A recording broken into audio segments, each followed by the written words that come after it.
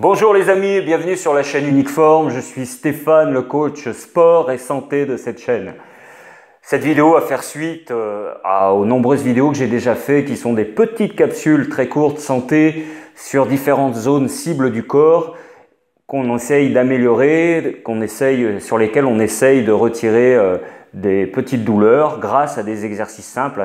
Dans chaque vidéo, je présente 1 à 3 exercices simples que vous pouvez faire à la maison sans pratiquement de matériel, de façon très simple et surtout de façon régulière.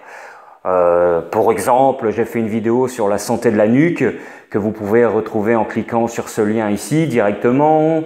Une autre vidéo qui était sur l'iliopsoas, un muscle profond de la hanche. Vous cliquez également ici, vous retrouvez la vidéo sur l'iliopsoas. Ici, nous allons voir comment améliorer la santé d'un muscle profond également. Beaucoup de personnes connaissent son nom, peut-être que certaines ignorent que c'est le nom d'un muscle. Ce muscle s'appelle le diaphragme, le muscle de l'inspiration principalement, qui se situe à ce niveau-là. Je vous mets un petit schéma pour vous montrer à quel endroit se situe ce muscle. Voilà, sous les côtes, un muscle plat et lisse. C'est le muscle de l'inspiration. Pourquoi? Parce qu'il se contracte lorsqu'on inspire, il descend, il s'abaisse et il se relâche lorsque l'on souffle, il remonte. C'est important de savoir ça, vous allez voir tout à l'heure pourquoi. Alors, il faut savoir que ce muscle, chez 90% à 95% de la population humaine, il est spasmé, il est contracté. Et cette contraction et ce spasme entraînent plusieurs problèmes à différents niveaux. Pourquoi déjà il est contracté? Pourquoi il est spasmé? Il y a plusieurs raisons. Une des raisons principales, c'est la raison qu'on rencontre dans notre société actuelle, c'est le stress. Ce muscle est très sensible au stress. Il est très réactif à des périodes de stress, surtout du stress régulier, permanent. Donc, sa réaction à ce stress, c'est de se contracter, de se spasmer par protection. Deuxième chose, c'est que souvent, l'être humain a une respiration mal adaptée, inversée, on pourrait dire.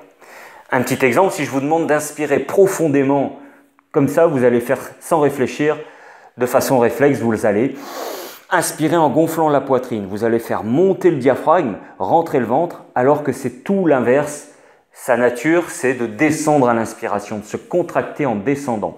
C'est pour ça que souvent dans les cours de relaxation ou dans les cours doux, on essaye de respirer, de revenir à une respiration ventrale, notamment même dans méditation, on va essayer de respirer par le ventre, justement pour utiliser ce diaphragme de la bonne façon, de sa façon naturelle.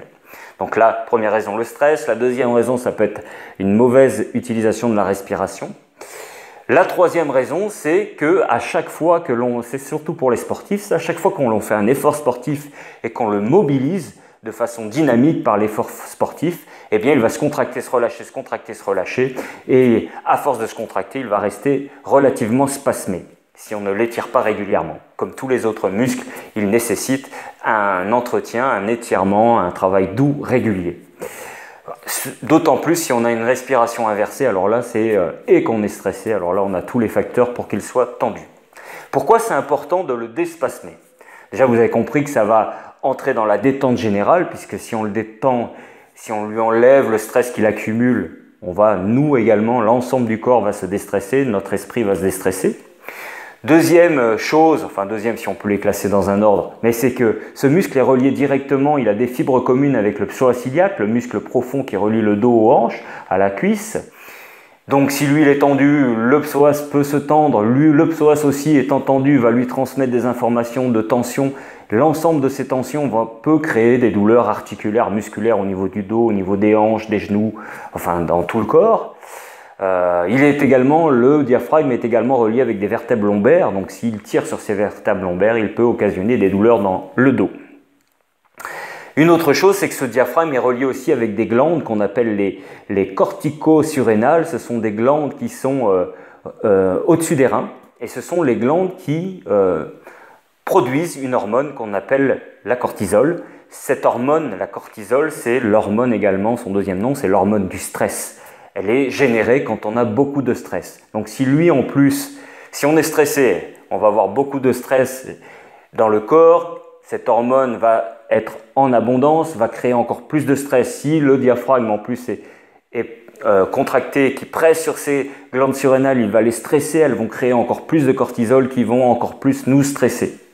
Okay, et en plus, cet organe est relié, enfin est en contact avec d'autres viscères du corps, hein, d'autres organes, le foie, la rate, le pancréas, les intestins. Donc tout ça, toutes ces tensions présentes dans ce muscle-là vont aussi se répercuter sur l'ensemble des organes. Il faut savoir aussi que le cortisol, des études ont été faites qui tenteraient à prouver que cette hormone-là est aussi responsable du stockage de certaines matières graisseuses au niveau du corps, de la prise de poids. Donc, il est bon de travailler pour détendre l'ensemble des muscles qui pourraient générer un stress inutile.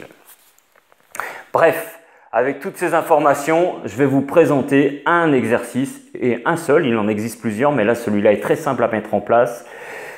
Tout de suite, on le retrouve tout de suite, restez avec moi, on y va.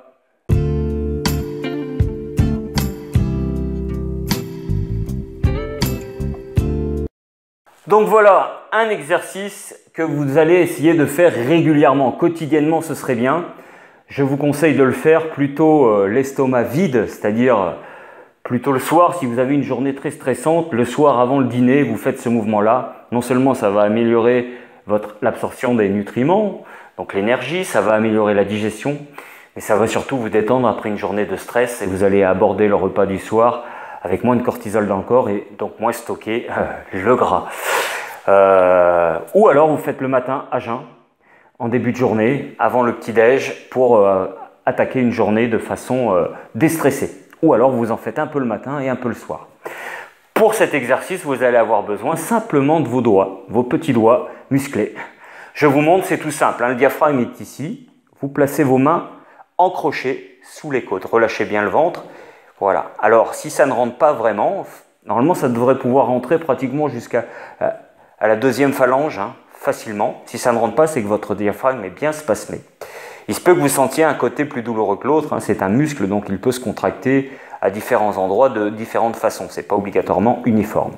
Une fois que vous avez placé vos mains sous les côtes, vous tenez votre diaphragme. Vous allez simplement ouvrir les coudes et laisser se plier vos poignets. Et ensuite, vous allez poser les poignets sur les cuisses et laisser s'enrouler votre dos.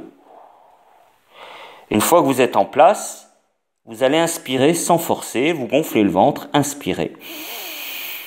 Et c'est en soufflant, vous relâchez le ventre et là, vous essayez de rentrer vos doigts un petit peu plus loin. Vous inspirez, vous relâchez.